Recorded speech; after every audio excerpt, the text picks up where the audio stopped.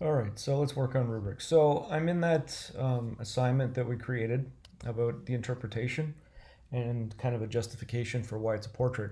So if I click on add the rubric within there, okay, so again, I'm in assignments and I'm in that particular one. It creates this lovely little drop down box. Okay, so I can already manage the content that's in there. So if I click on the pencil, instead of description of criteria, justification of, and put in quotes, portrait. So why is it a portrait? How are we justifying that?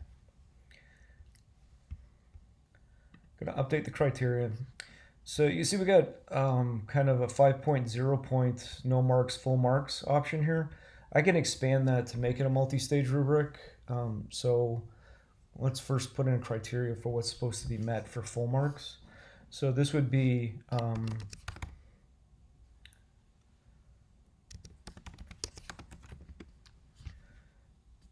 yay, it does spell check. Justification is based on art theory for claims and arguments. Okay. No marks. I'm just going to put no justification is included.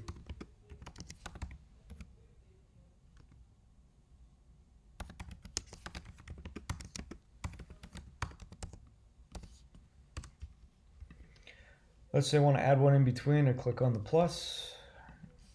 We'll call it emergent, the in between. Includes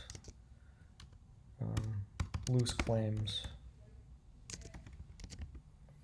or lofty arguments not supported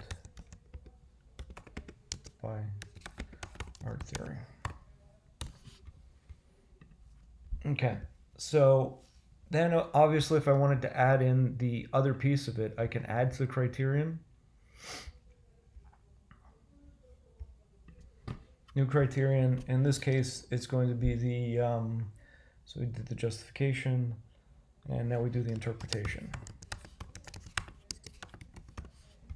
Okay, so create criterion, and then we go through the same task, basically saying, you know, it includes a detailed interpretation of each object in the portrait.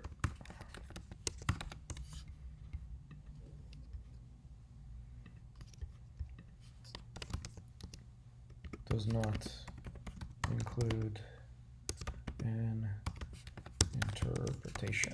Of course, I could put in between criteria as well, in which basically, you know, they've got 3, right? So we can go towards a benchmark like they've included 3 out of 5 or 3 out of 6 objects that are being interpreted within this particular. So why the sun? Why the book? Why the ship? Why the horse? Why the statue? Why the little figurine on top of the statue? Why the angel, etc. Right? So we can count the criteria and see specifically what we're looking for, and then kind of delimit it down and put it as intervals of, you know, X number of expectations to show up. So full marks would be then all 6 objects are interpreted from the portrait. And then the middle one would be 3 objects are interpreted from P.